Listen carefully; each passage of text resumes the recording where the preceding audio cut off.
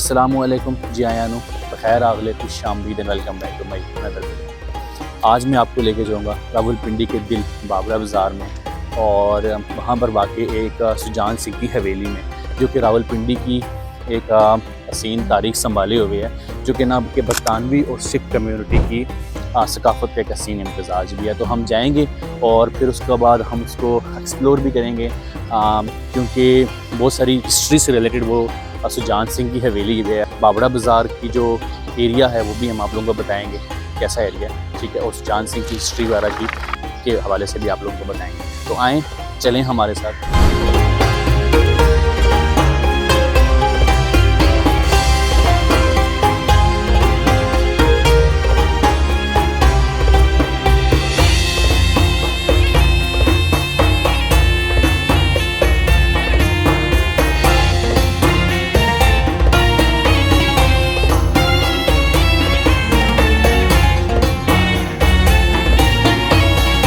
अभी हम पहुंच चुके हैं बाबरा बाज़ार में, जो कि रावलपिंडी का जिसको दिल भी कहा जाता है, ठीक है। तकरीबन हमें लगे हैं 20 से 25 मिनट। और अगर आप इसका बाबरा बाज़ार का, ठीक है, यहाँ पर अगर आप डिस्टेंस मैयर करें फैज़ाबाद से, तो आलमोस्ट ये लगता है 30 मिनट की ड्राइव है, ठीक है। और ये जो एरिया के सामने आ रहा है, ठीक है, ये सारा एरिया फैज़ाबाद से आता है और थोड़ा सा रशी एरिया, और यहाँ तक पहुँचते हुए आपको तकरीबन 30 to 35 मिनट लगते हैं अगर आप फैज़ाबाद इस्लामाबाद से आ रहे हैं। ये वाला एरिया आपको राजा बाज़ार की तरफ लेके जाता है। अच्छा, अगर आप फैज़ाबाद से आते हैं तो ये लाजवाब दी बल्ले है, उसके साथ ज्वेलरीज़ की शॉप्स भी हैं।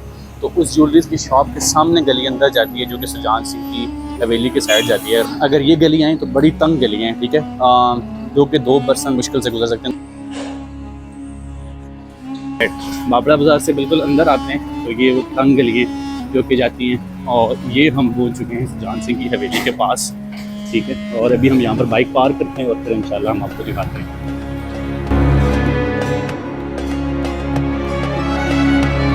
अच्छा, मैं अभी पहुँच चुका हूँ सुजान सिंह हवेली में।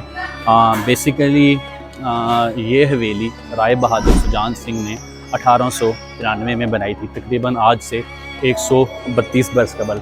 अब वही पुरानी गलियाँ, वही पुराना आर्किटेक्चर, और मुझे ऐसा लगा कि जैसे मैं 132 बरस कबल पहुँच चुका हूँ।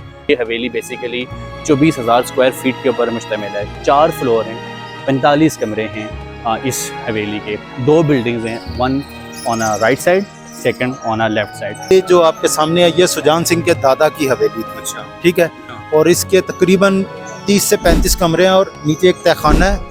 ये तहखाने के अंदर से इनके ख़ानदान का एक घोड़े वगैरह या टांगे चलते थे, जो कि बाग सरदारा इनका बाग होता था। वहाँ पे जाके तमाम फैमिलीज़ शाम को अपना जैसे टाइम वक्त गुजारने के लिए जाते होते थे, ठीक है। ये 1830 की बनी हुई है ये वाला स्ट्रक्चर।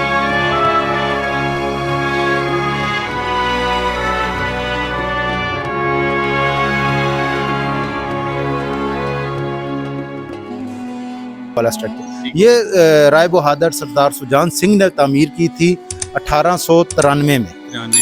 ये वाली, ठीक है। ये 2 पार्ट है। अच्छा, इन 2 बिल्डिंगों को अगर आपस में कोई मिलाने वाला है तो वो एक पुल है, ठीक है। अगर आप आएँ तो ये वो वाला पुल है जो कि लकड़ का बना हुआ वो वाला पुल है। ये वो वाला पुल है, ठीक है।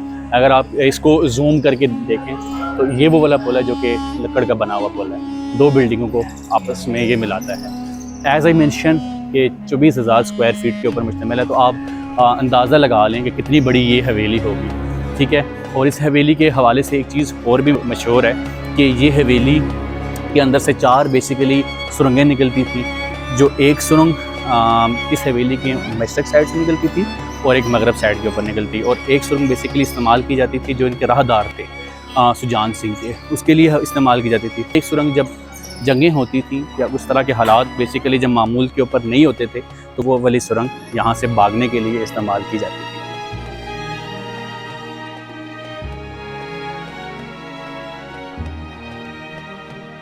अच्छा, इस हवेली से में एक चीज़ और भी मशहूर है कि ये हवेली के अंदर बेसिकली एक सुनहरी तख्त है और हाथी के दांतों का बना हुआ एक बेडरूम भी है, जो कि राय बहादुर सिंह सुजान सिंह बेसिकली खुद इस्तेमाल किया करता था।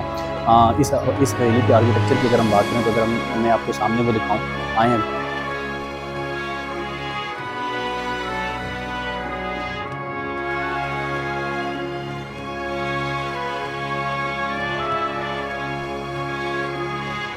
इसको इसलिए नहीं है कि उनका नाम था सरदार बुद्ध सिंह, जो इनके दादा थे। ठीक है, अगर आप बाग सरदारा जहाँ पे अभी CIA स्टाफ वाले बैठे हुए हैं, वहाँ पे अभी भी आप देखेंगे राय बहादुर सरदार सुजान सिंह की तख्ती लगी हुई है, क्योंकि वो कॉन्ट्रैक्टर थे, बेसिकली लकड़ी का काम करते थे। और इसके अलावा जो वुमेंस कॉलेज है, फातिमा जिन्ना यूनिवर्सिटी है, वो भी इनकी हवेली थी, वो शहजादा हवेली कहलाती थी।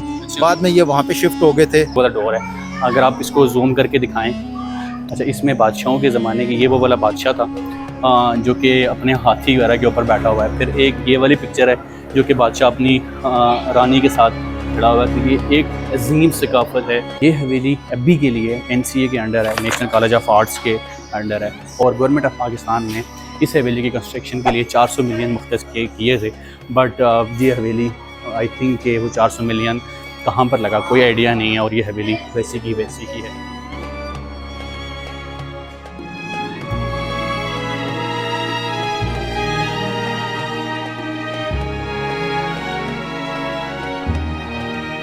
और इसमें जो राहदार होते थे उनके साथ एक शेर भी हुआ करता था, जो कि राहदारों के साथ चला करता था, बट उनको कोई नुकसान नहीं पहुंचाया करता था। और जब 1947 में जब तक़सीम हिंद हुआ, पाकिस्तान सेपरेट हुआ, तो जो राय बहादुर सुजान सिंह था वो ये यहाँ से छोड़ के हिंदुस्तान चला गया। और उस टाइम ये हवेली बेसिकली एक कश्मीर की जो कम्युनिटी थी उसके हवाले की थी।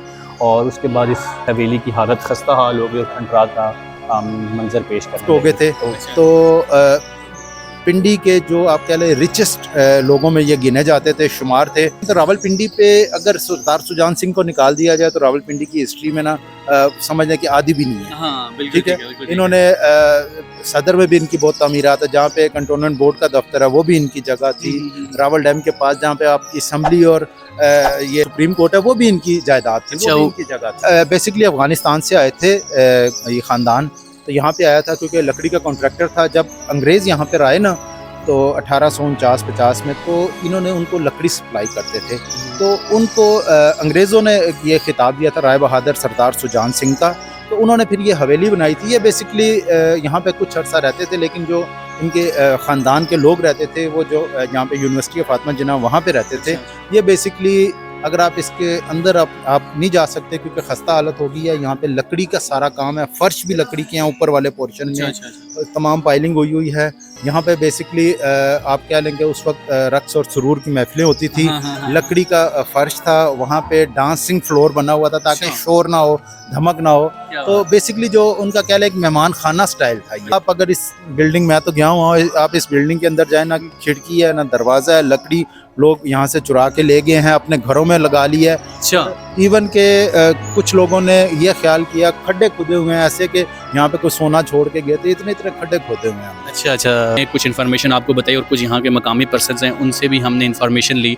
बहुत अच्छी इन्फॉर्मेशन थी। मिलते हैं एक नेक्स्ट स्टोरी के साथ, एक नई वीडियो के साथ। तब तक के लिए हमारे साथ जुड़े रहिएगा, सब्सक्राइब करें, लाइक करें, शेयर करें अगर आपको हमारी वीडियो पसंद आई है। Thank you so much, bye bye.